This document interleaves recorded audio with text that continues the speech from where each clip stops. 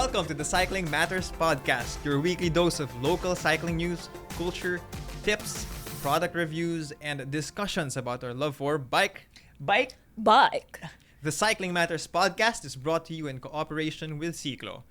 In this episode of the Cycling Matters podcast, we talk about bike commuting in Metro Manila. We'll talk about what works and what doesn't, our best and worst bike commuting days, our wish list for a bike-friendlier Metro Manila, and why the bike is the solution for many of our transport issues. Subscribe to the Cycling Matters podcast on Spotify, Apple Podcasts, and anywhere you can find podcasts. We release new episodes every Monday. Just search Cycling Matters in your favorite podcast platform while preparing breakfast. Put on some earphones and enjoy the discussion. You can catch more of Cycling Matters on Facebook, Twitter, YouTube, and Instagram, or on our website at cyclingmatters.ph. Okay, good afternoon. I am Jan Daniel Belmonte. I'm King Filart. I'm Karen Sison. Welcome to the Cycling Matters podcast. Yay! Today, we have our guest, Mr. Aldrin Perlicano. He is a father of two preschoolers. He works for an international development consultancy organization in Manila. Aldrin is an urban planner and a daily bike commuter. Welcome to the Cycling Matters podcast. Thank you. Welcome. Hello. Good to be here. So, Aldrin, can you tell us a bit more about yourself? Yes, as you mentioned, I'm a father of two young children, and I work Mondays to Fridays for this consulting organization in Makati. And I bike commute every day as long as weather permits and nothing really hinders my riding the bike. How did you get into it?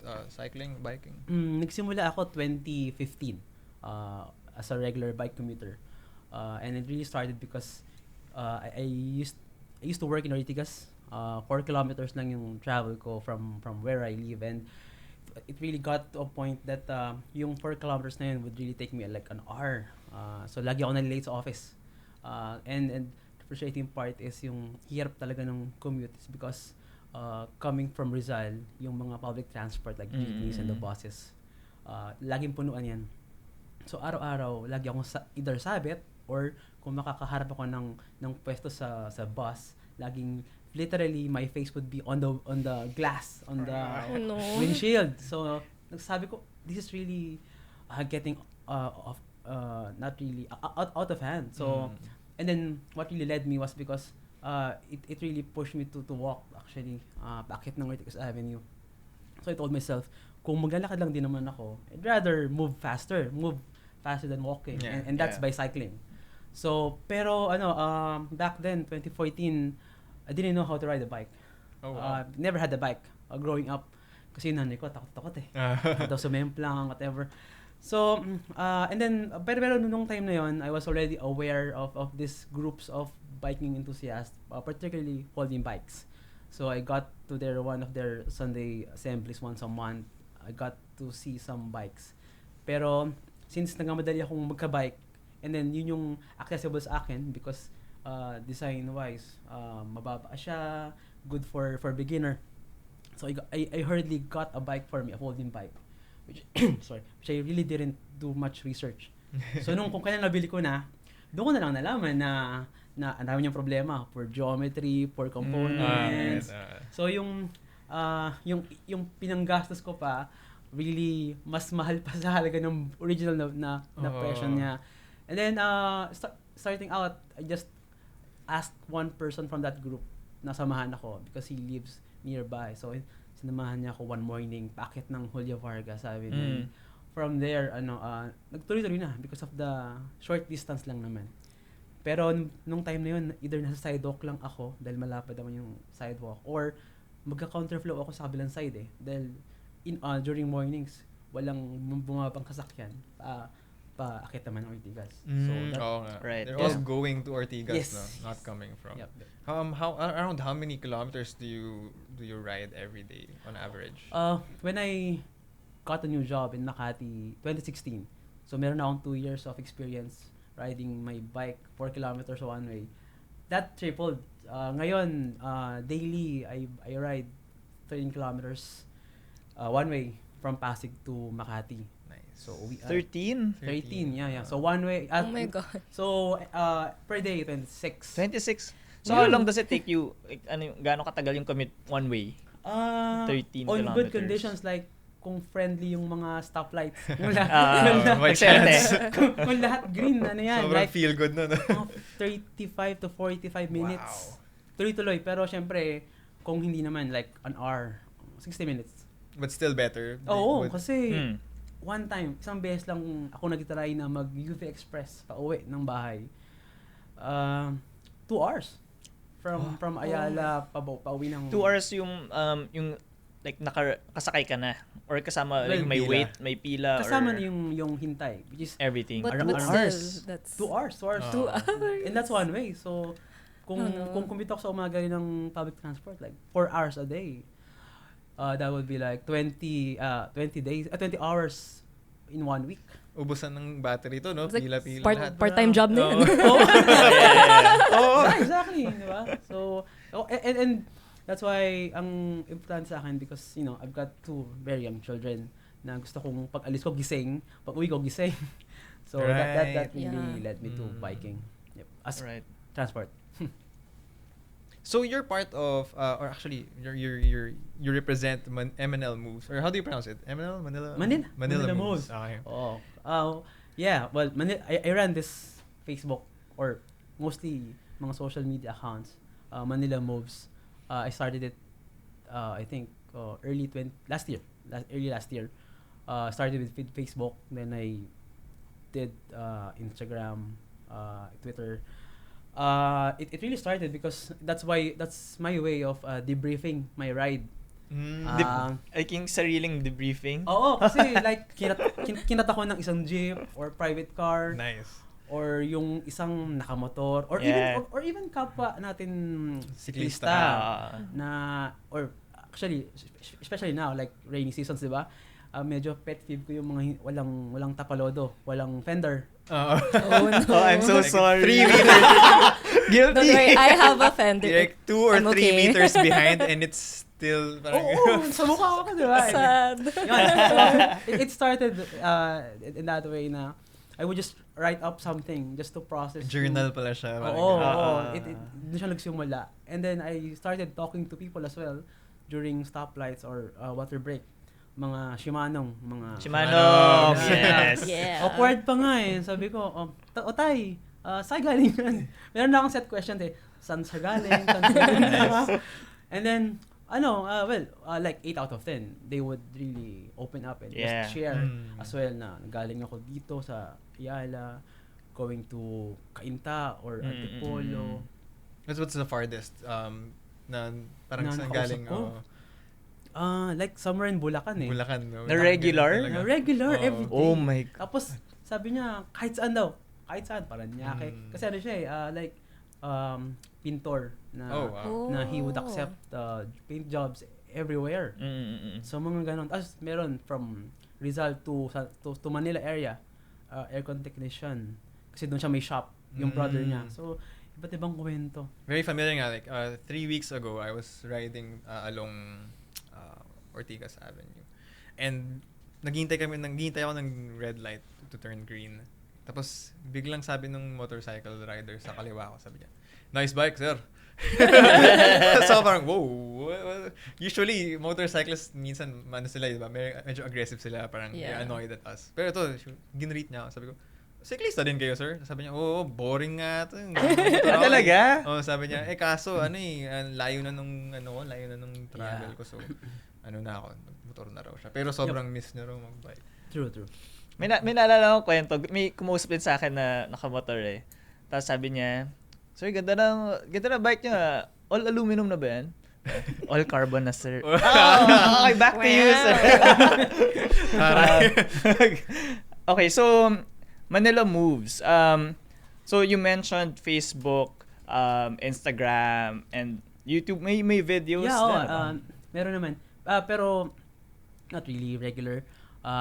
Kasi because of safety concern, lagi akong nagsusuot din ng action cam. Right. Yeah, I've seen some. Yep, so because of that, nakakapag-record ako ng video. And kung meron lang interesting Na mangyari. na mangyari or may point na related to what I would like to share, Mm. I would put out some video content. So kapag chinek ng mga tao yung social media accounts, ano yung mga content na may kita nila?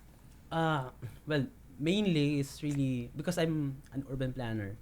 So I was really deliberate naman. I'm deliberate in the sense na all the messages there are all related to urban planning because I really wanted to share using some things na natutunan ko sa eskwelahan, Right. sa trabaho when it comes to like building better communities and really promoting bicycling as mobility option. So yun yung makikita nila doon. I really deviate medyo sa mga memes or sa mga funny stuff. Although I tried to be funny, pero hindi ko yung 40 naman talaga. So that's fine. And I mostly suggestions. Right. Yeah. So it's more than just na before nag-start na parang debriefing or parang medyo. Iba na, marami Yep. na iba. Kasi someone in the community ng urban planning got really interested sa ginagawa ko rin, and she told me na just try to be focused on the positive messages kasi marami ka na makitang people ranting naman talaga about how our system is really a failure. So iwas na lang doon para hindi na dumagdag. Okay. So can you tell us more about the advocacy that you're going for? What do you think of bicycling as a mode of transportation? It's really doable. That's what I experienced and found out for myself. Kasi Metro Manila is really it's really bicycle friendly in terms of like distance. But obviously maraming kakulangan, like primarily infrastructure. So in most of what I've shared so far, I would focus on talagang kayang i-bike, like Pasig to Makati, Pasig to Pasay, or even like to QC, Marikina. Lahat naman kayang i-bike because our terrain is not really that difficult pa nga eh. Right. I was able to ride sa Sydney back in February, and talagang sila rin, may hills sila doon. That's why yung mga bisikleta nila is really maraming gears, ganyan. Sa atin, makita mo, yung mga nakikita natin sa araw-araw sa kalsada, mga Mano nga, Shimano, single gear lang yon na job surplus bike. Pero sila, kung sila nga kinakaya, I mean, di ba? Infrastructure talaga yun yung main issue. Pero it is doable. Kaya ang message ko is really, by cycling, I mean, more people get on a bike and more frequently. I really really appreciate people going on long rides kasi on weekends because sila na yung mga mas nauna ng pinapakita nila. Sila na yung proof that you can bike actually here. Mga pioneers. Sila na yon mga. Pero if we get more people to get on a bike on weekdays, to go everywhere, like to go to the bank, church, grocery, school, di ba? Even to Lotto outlet kung gusto mo pabili ng bike pag nanalo. Di ba? Component. So if that can really help to be shared for us to be more aware and conscious na kaya naman. Actually, since you mentioned the whole like Metro Manila actually being bike friendly in terms of distance, I super agree with that. Because when you're in a car, you feel like everything's so far because of the traffic. But then when you go on a bike, you're like, wow, it's not that far. Because, like, for example, I remember I went to a wedding. I came from Makati and going to San Agustin Church. I was like, this is just 6 kilometers, but it took so long to get there. I was so frustrated. Yep. Yeah. Like even today, for coming here, I came from Congressional Avenue, and kay Waze, ano lang siya, 13 kilometers lang. And I told myself, ano lang yun pasok ko lang yun eh. So, it really makes you more conscious na, malapit lang talaga, or maliit lang ang Metro Manila. Suddenly, there's a connection na parang, okay, I know that in X number of minutes, I can do this number of kilometers. No? Exactly. Nagulat din ako nung nag-start ako, tinry ko lang, parang sabi ko, okay, from Quezon City, I'll go to Luneta. Yep. Kasi parang, okay, gusto ko yung picture. Yung pag nagsisimula ka pa, parang, okay, turista mode. And then nagulat ako na in 45 minutes, 18 kilometers pala, ganun lang siya. Parang, wow. Oo. Usually, Yeah, I think, yeah. LRT, another LRT, Yep. jeep, diba? And from a planning perspective, I just wanted to share, halimbawa, our at least yung inner Metro Manila, yung Manila downtown mismo, yung Intramuros, Laneta Park, obviously that was really laid out kasi by Daniel Burnham. He's an American planner who actually drew up the plans for Chicago and another city. Pero siya rin gumawa ng Baguio plan, Yes, no? yes. You know, so kung makikita mo yung metro, yung at least yung Manila up to QC, you know, maganda yung layout ng cities natin. We have circumferential roads and radial roads. Aurora, you know, Ortigas Avenue, Shaw Boulevard. Kaya nga pinopost ko, like people just don't realize na if you're coming from Marikina, Boni Serrano for example is really congested. Yeah. The other day lang may video na pinost si MDA Chief Nebriha na swarms of motorcyclists, diba? Right, yeah, yung Boni Serrano going to Camp Crame. And I rode through that road sometime, and what I realized, you know, kung maayos lang yung kalsada, kung meron lang tayong end of trip facilities sa mga destination natin, like bike racks, diba? Obviously, like showers, ideally.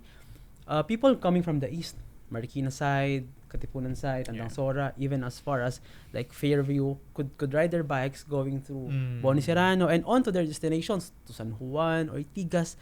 So lahat accessible. Yeah. Lahat accessible. Ideally.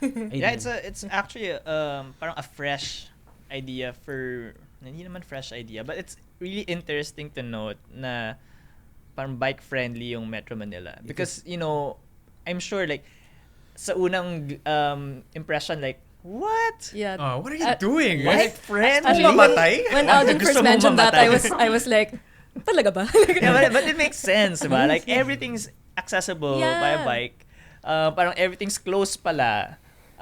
Super dali lang pala pumunta. Kasi like for me, like kapag may mga tao like, do you bike? Like is it safe? Ganyan. And it's also like, so with Pasig Transport, when they did the survey, it's the top reason bakit hindi nagbabike or hindi parang kino-consider but hindi nagbabike, di tumutuloy yung mga tao. And yun yung crucial, no? A lot of Yeah. people are considering it. Yeah, I have a lot of friends like, because they're really also sick of traffic, like because so much time is wasted stuck in heavy traffic that they want a bike, but the thing is like, of course, safety, and lalo na, I think for example parents, like lalo na kung breadwinner ka, like what. Like that's usually the issue that I see among like mga forums, because I mean I don't have that many parent friends, but I usually see that. So I think, you know, our audience, a lot of people, I think the crucial question is that the people always ask is bike commuting actually doable? And before we get into that lengthy discussion, we'll go on a quick break, and we'll discuss what are your best and worst days commuting by bike. Personal experience. Oh my gosh. Who wants to start? Or do you want to, like, let's talk about our best experiences first. Okay, Yeah, sige, like, best we can experience. do a round. Yeah. Want to start? Me.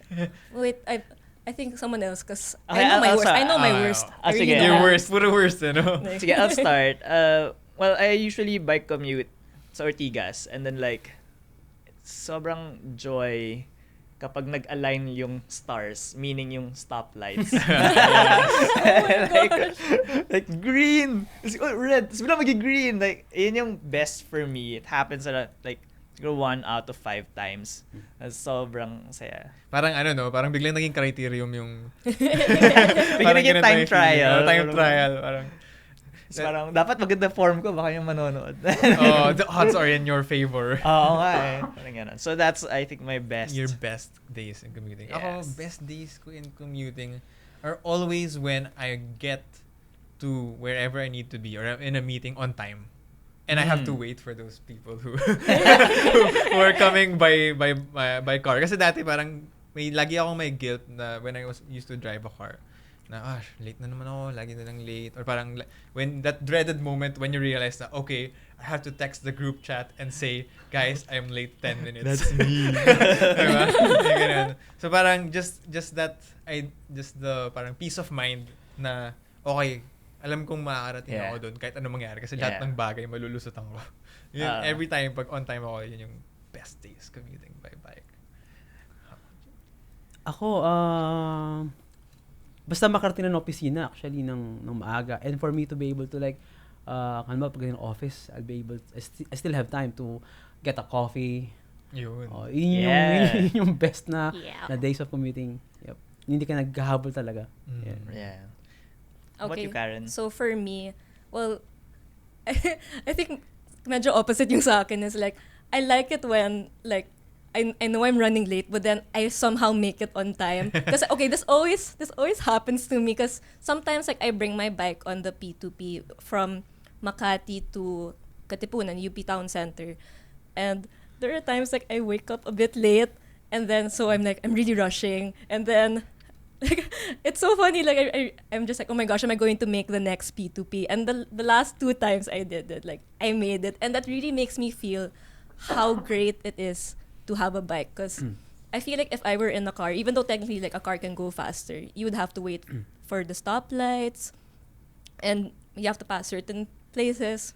So, and I just want to share like one nice experience I had while bike commuting, going from Makati to QC. I was going where I don't remember where I passed, but so suddenly a driver rolled his window down and was like, wow, good job, ma'am. Like, ang galing mo naman. Like, and that kasi, now I remember it was Marcos Highway because I was kind of having a hard time going up.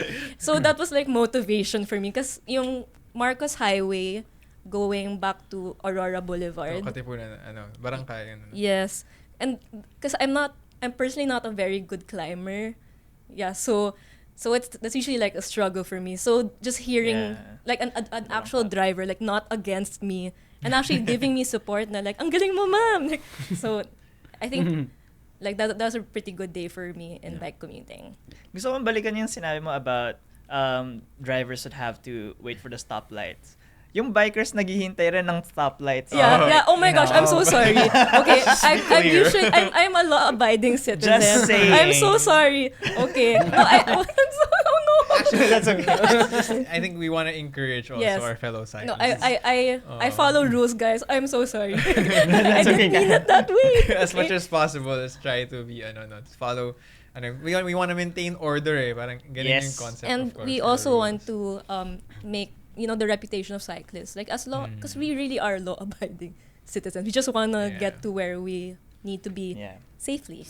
Yep. So okay, so worst days. Oh my God. For me, mixed yung worst and best. Worst days ko usually kapag super heavy traffic. So, na-affect pa rin tayo kapag super traffic. Like, super siksikan. Lahat ng spaces, andun yung mga motor, diba? Oh gosh. Or like, That's kahit hindi lang motor, like, pati from 2 lanes, naging 3 lanes yung cars. Yeah. Like, wala ka lang malulusutan. Yeah. Especially sa mga walang bike lanes. So, yung mga worst days ko, pag ganun, and then like, kailangan ko mag-duathlon bigla. Biglang alis ako ng bike, punta ako ng sidewalks, takbo, dala ko yung bike, parang transition area. But, so kaya siya medyo best kasi medyo I kinda enjoy it also. Challenge. Worst days ko, very, very basic. But, pag nakalimutan ko yung record sa Strava. Oh my gosh, that's the worst. Oh no, did it actually happen? Nag-commute ka pa talaga? Nag-commute pa ako talaga. Pero pag yung mga ride naman to, parang yun nga, 2 kilometers, kaya punta lang ako kakain lang ako sa restaurant na malapit lang. That's nothing. I actually don't record. That's nothing. Pero parang yung from Mandaluyong to QC, tas parang, namatay pala yung computer ko. Oh, no. Sad. Pero yun naman, you still feel the progress. May gains. How about you? Same here. Worst day of commuting would be yung kapag sobrang congested yung kalsada. And then the more you are reminded kung gaano kapangit yung infrastructure natin. Right, yeah. Walang space for pedestrian. You can't even walk your bike. And then usually kasi I would bring my work stuff sa bahay din kasi like I've got so many documents and my laptop, so couldn't really like carry my bike, so dun ako mas nahihirapan kapag sobrang siksikan. Yeah, for me, I also agree, like in heavy actually there's a certain kind of heavy traffic where I really don't like it kasi kind of heavy traffic I like is when cars are at a standstill because I can just like rub it in their face. Like, okay, I'm gonna go ahead. But the worst one is like heavy traffic, but they're moving. So, but then I have a particular like experience because I was biking from QC to Makati, and then coming from like LRT 2, where you U-turn, and then you're supposed to turn right. I didn't get to turn right, so I had to go straight down to Marikina. Oh no. Oh, And no. then I don't know the exact location, but there's this part nearing where you're going to go back to C5, and I just felt like all the cars wanted to kill me. Like where was this? Kind of near Libis. Okay. It's really super heavy traffic, because in general naman, I guess there sometimes cars are careful, but then in that area, I was really fighting for my life there. So it's so funny because I came from Marikina where I was like, wow, it's so chill here. I love it. It's so flat, like no other cars. And then I went to hell, like immediately after. So that was pretty scary. And now I always remember to like go to the right so that I don't. Because I was thinking na, oh no, I can just go right anytime I want, but I couldn't. So. There. Okay. Well, either you're on your best or worst days commuting by bike. No, I think we can all agree that it's doable, right? Yep. Yeah, and I think it like whether it's like the best or the worst, it's still better to be on the bike for me because, any negative things like the benefits outweigh all of the bad things. Yep. Like. Because you get to where you need to be and you get exercise. It's always fun for me. All right. So maybe let's do a round of what kind of bike commuting each one. Para may context yung experience na Si natin. Aldrin has shared with us that he does 13 kilometers each way. No? 13 to kilometers Makati. each way. How about you, Karen? What's your route? Your usual route? Okay, so the thing with me is that I don't have a regular. I don't really have super regular routes every day because the kind of work I do, I go to government offices and I process business paperwork like SSS, PhilHealth, Pag-ibig. I go to QC Hall. So, but then sometimes like I go to my parents' house and that's why I go from Makati to QC from time to time. But then, going from QC to Makati, or back, it's around 18 kilometers one way. So I don't do that often. That's usually once a week. But then the one I do more often is like going from Xavierville Avenue to different offices. So there's, for example, QC Hall. I think that's around 6 kilometers. And the way I bike commute, it's very random and all based on my mood. I don't always follow the same routes. And I prefer passing small streets because usually like a fast way to go to QC Hall from Xavierville Avenue. So you go to Camias and then you go to V. Luna and then you turn to Kalayaan Avenue and then Matalino. But I don't always like passing Kalayaan Avenue because even if there's a bike lane, cars don't respect the bike lane. As in, especially going away from elliptical. Like, it's really bad there. So, I really prefer, the Matalino, the mass, like, the matatag, like, and... This is yung may paint na green sa Kalayaan. Yes. I don't like passing there because, I don't know, I feel like, at least, going towards QC Hall, it's better. But then, I don't know, I prefer, like, going at my own pace. Yeah. And if I get lost, then I just check Google Maps. And then, I really have different routes. So that's why I think biking is really good for me. Because if I have to do this with Grab every single time, I'm going to spend so much money. And so much time. Yeah, like, as in, that's why like cycling is really great for me. Nice. Ako naman, I do 5 kilometers lang. So along Ortigas. Tapos right now, going to the indoor cycling studio and from the studio going home. So it's just 5 kilometers going to and back. And what kind of commuting for me, it's more like a warm-up to my spin class. Right. Nice. So parang gano'n. Tapos parang may call time eh. So dapat bibilisan ka, ganyan. So it's more like yung challenge. Tapos pag pauwi na, it's more like a cool down. Like, okay, wala na. Tapos parang Ortigas. Masayaw ka rin ba pag Kapag may music, from the jeeps. Pero more like, ganun lang. So super dali. Yun yung pinaka-regular ko now. Mm-hmm. So easy. How about you, Jan? For me, the thing is I'm a designer, so I mostly work from home. Pero I do teach in Quezon City.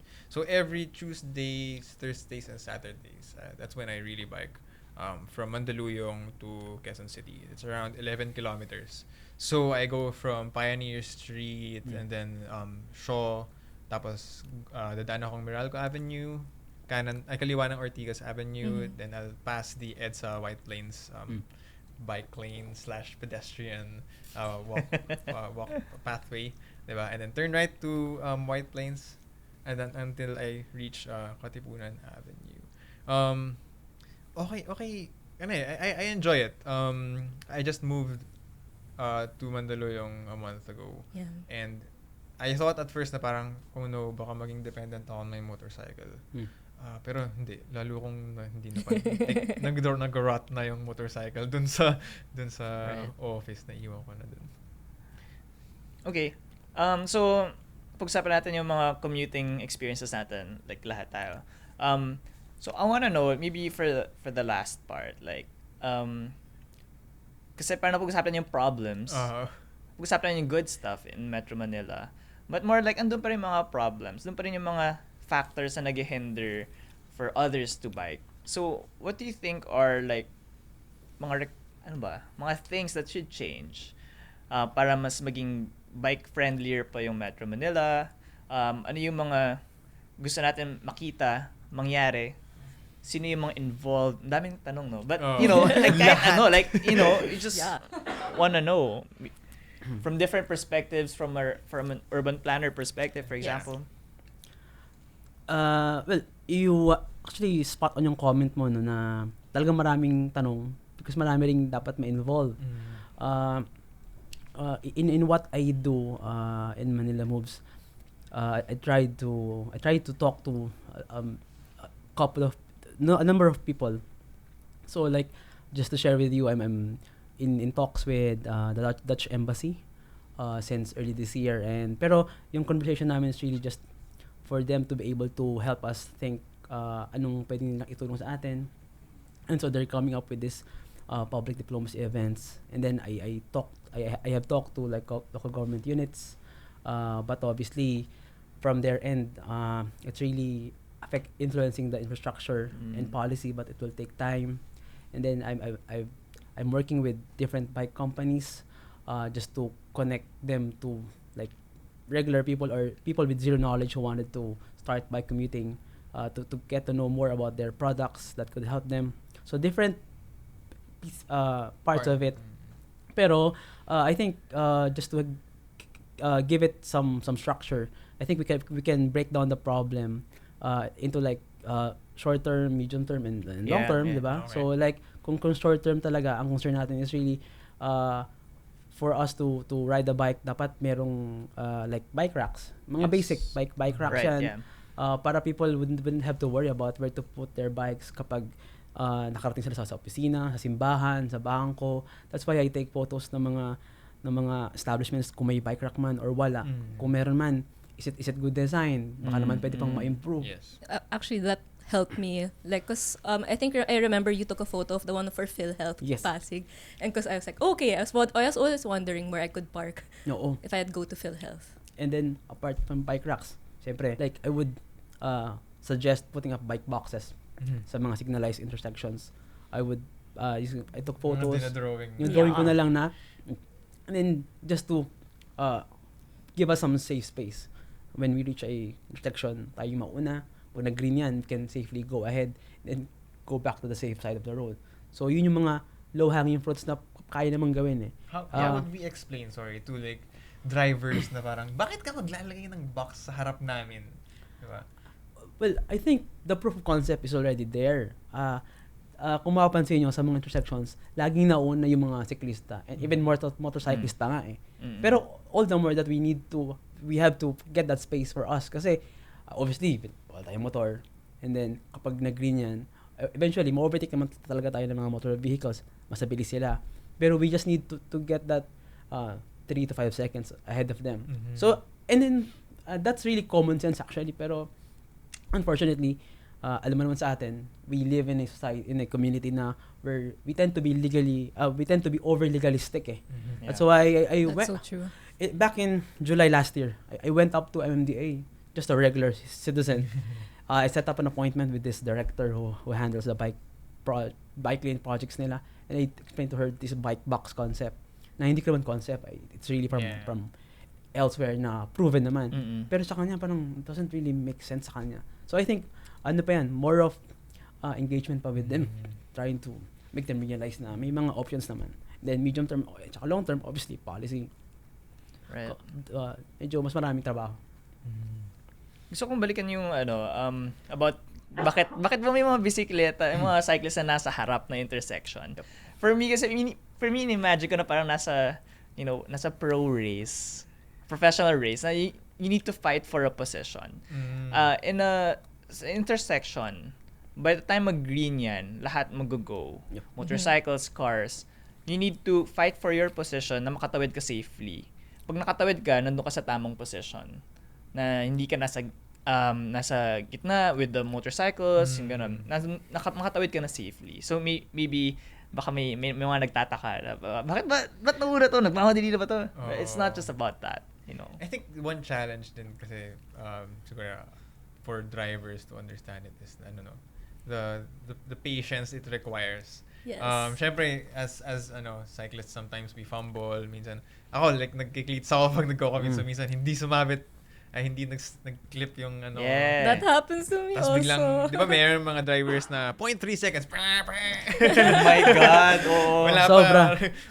Nauna pa dun sa green light, di ba? So, So, I hope, magkaroon ng ganung culture of being patient towards each other. yeah, and I also like what Aldrin mentioned about or anong ginagawa ng Manila Moves, tapping different stakeholders, so Dutch Embassy, for example, mga key players when it comes to cycling, bike commuting, LGUs, also yung nagko-connect sa cyclists and policymakers, or like paano ba kayo na parang nabanggit din yung making meaning out of like different cycling concepts, bike boxes, bike commuting. What is it? It's more about making it more understandable for not just for cyclists but for everyone else. We talked about drivers, motorcyclists, MMDA policymakers. It's parang lahat involved in a way. It is. Meron akong binabasang libro ngayon. It's written by a Canadian couple, the Melissa and Chris Bruntlett, who are now, they have now moved on to Netherlands in Delft, where they work now full-time there. Doon sila naka-base. And their book talks about building a bicycling city. And sa kanila, pag binasa mo yung libro nila, different chapters discusses different parts of that particular initiative. So, hindi lang siya infrastructure, hindi lang policy. Even yung tayong community natin, different interests, different like the recreational cyclist, yung utilitarian cyclist, even the businesses, yung mga cargo, if businesses will eventually consider including bicycle as part of their business operations, lahat yan sama-sama eh. So it will take time, pero ang what I really like is yung progress natin, like having these P2P bosses really helps and really demonstrate realistic talaga na I can bring my bike. Although right now, folding bike pa lang yung posible. Pero merong nag-comment sa Facebook page ko na someone from Alabang, ina-allow nila na yung mountain bike niya. I bring my road bike. Sinakay. Yeah. Pero sa loob, diba? Sa loob. Because sabi ng driver. Because more and more, we see, diba, yung mga low clearance na bagong buses. Mga Volvo. Yeah. So I think let's be positive. It's talagang meron pa tayong meron pang hope. Pero dun yung direction. Yes, diba? yes. I think the beauty of it then is that so dami nating naisip na concepts. Parang it can get daunting, the entire ecosystem that needs to be developed. Pero for me, parang it starts just by getting on the bike. Yep. No. The question, is it doable? Is bike commuting doable? For me, parang how you answer it by getting a bike, getting on it, and trying it every day. Yes. That's right. I agree. Okay. So thank you so much, Aldrin, for taking time to discuss with us. I think it's really good getting a perspective of an urban planner who actually bike commutes. Thank you. So thank you so much. Thank you. Thank you, for Ren. being here. So don't forget to subscribe to the Cycling Matters podcast on Spotify, Apple Podcasts, and anywhere you can really find podcasts for your dose of cycling content after that weekend ride. So just search Cycling Matters in your favorite podcast platform while waiting in line at the train station. And if you still haven't gotten on the train, you can catch more of Cycling Matters on Facebook, Twitter, YouTube, and Instagram, or on our website at cyclingmatters.ph. Again, that's cyclingmatters.ph. Thank you so much for tuning in, and we'll catch you on the next episode of the Cycling Matters podcast.